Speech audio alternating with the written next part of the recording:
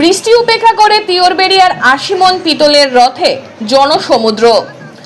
নমস্কার, স্থানীয় সংবাদে ডিজিটাল মিডিয়ায় ইন্দ্রজিৎ মিশ্রের রিপোর্টে আমি সৌমিনাথ দত্ত।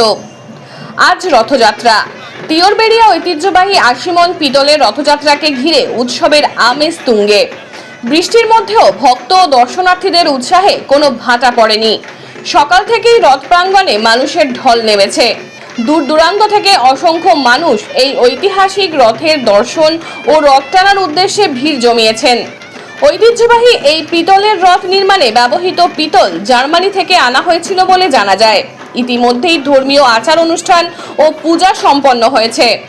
এখন রথ টানাকে কেন্দ্র করে শেষ মুহূর্তের প্রস্তুতি চলছে।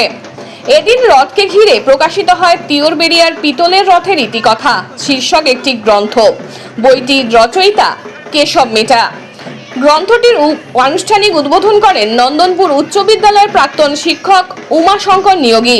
রথের ইতিহাস, ঐতিহ্য ও সাংস্কৃতিক গুরুত্ব তুলে ধরতেই এই গ্রন্থ প্রকাশ করা হয়েছে। নমস্কার, আমি বিশ্বজিৎ সামন্ত। আমি তিওরবেড়িয়া মেলা কমিটির অন্যতম সদস্য।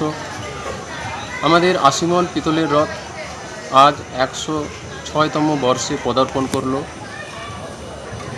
প্রশ্ন থাকবে যে এই ৮০ মণ পিতলের রথ কীভাবে এলো। আমাদের পূর্বপুরুষ ত্রৈলোক্য ও রমানাথ সামন্ত তারা কলকাতায় ব্যবসা করত। সেই ব্যবসার টাকায় মদন গোপাল জিউয়ের উদ্দেশ্যে এই রথের প্রতিষ্ঠা। মদন গোপালজি হলো আমাদের বংশের, সামন্ত বংশের কুলদেবতা। আমাদের পূর্বপুরুষদের মালিদায় জমিদারি ছিল, সেই জমিদারির টাকায় এই রথের প্রতিষ্ঠা। ৮০ মণ পিতলের রথের কথা বলছি। এই পিতল জার্মান থেকে নৌপথে আসে। তো এই ঐতিহ্যবাহী মেলায় আপনাদের সবাইকে সাদর আমন্ত্রণ রইল।